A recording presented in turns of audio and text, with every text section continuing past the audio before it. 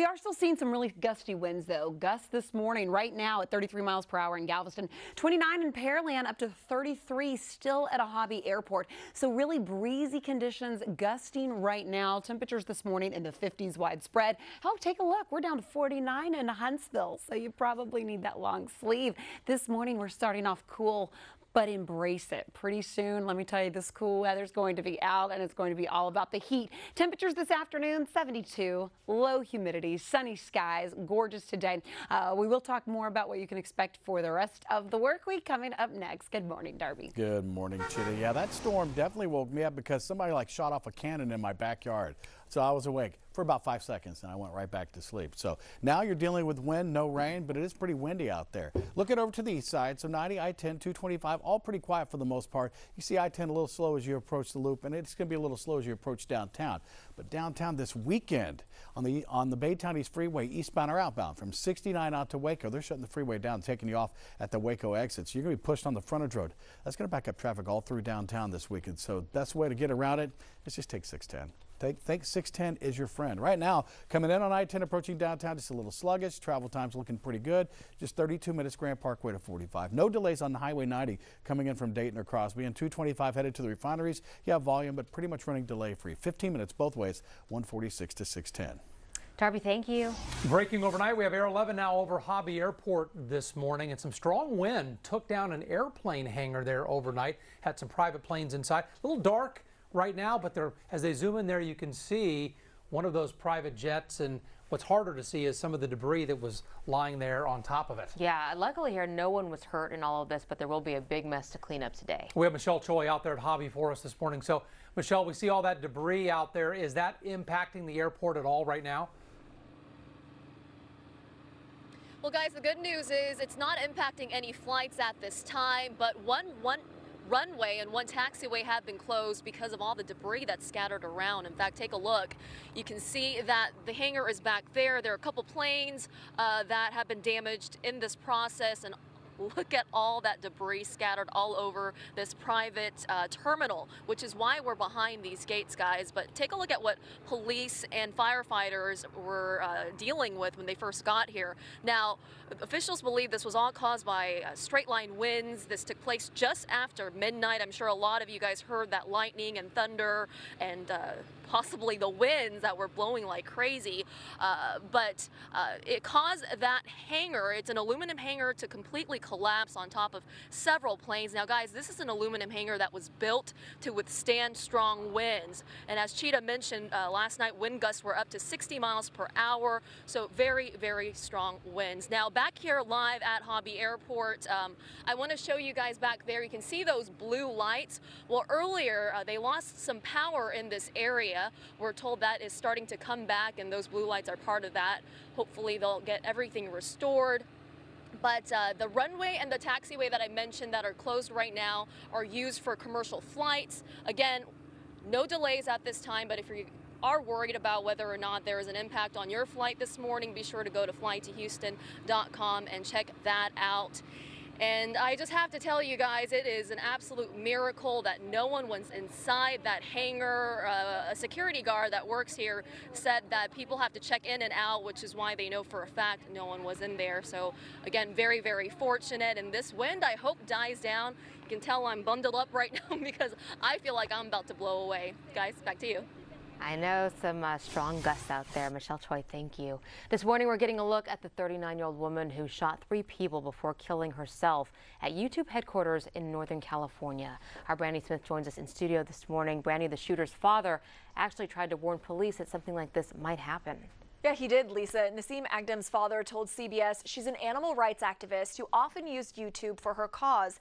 But he says she ran into problems with the video sharing site and had been missing for a few days. So police found Agdam early yesterday morning in Northern California. When her father realized that she was near the site's headquarters, he says he warned them that she complained YouTube was ruining her life by not paying for her videos anymore. I'm being discriminated and filtered on YouTube, and I'm not the only one.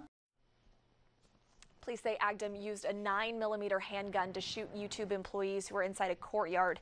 At this point, investigators say there's no evidence to suggest that she knew any of the victims. There were 3, 1 man, 2 women. The man is in serious condition. As for Agdam, she shot and killed herself just 2 days short of her 40th birthday.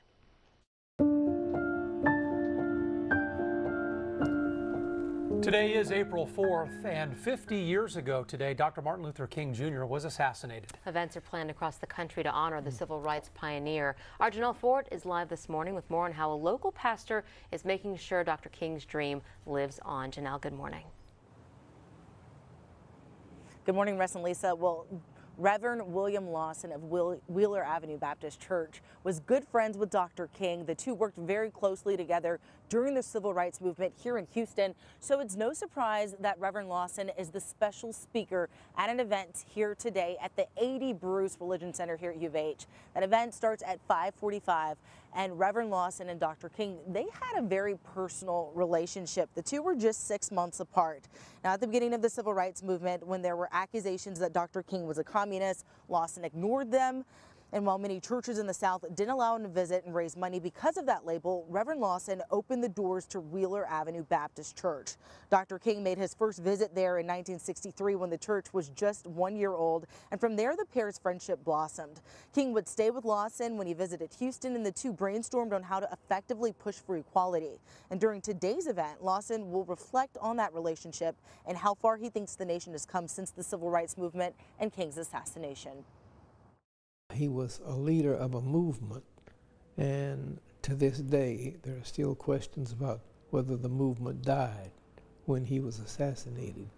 And those of us who still live and who remember what the vision was still are certain that the dream is still alive.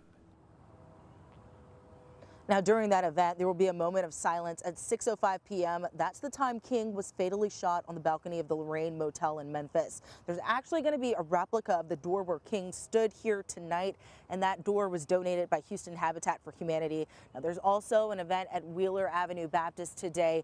The Community Music Center is hosting an MLK Memorial Concert. There's one at noon and then another at 7 p.m. And then the Black Heritage Society will host a candlelight memorial tonight at McGregor Park. Guys. Yeah, lots going on. We'll be covering that and events being held across the nation. All right, Janelle Fort live for us. Thank you. As we celebrate Dr. King's legacy, we're asking for your take this morning. Do you think enough progress has been made to fulfill Dr. King's vision? Let us know what you think by voting at KHOU.com/vote now or opening up our mobile app. It is 6:37, time for your morning rush. And first up this morning, new overnight, a mother and her 3 kids escaped their burning home. This is in northwest Houston here. Investigators are trying to figure out this morning if a lightning strike started that fire.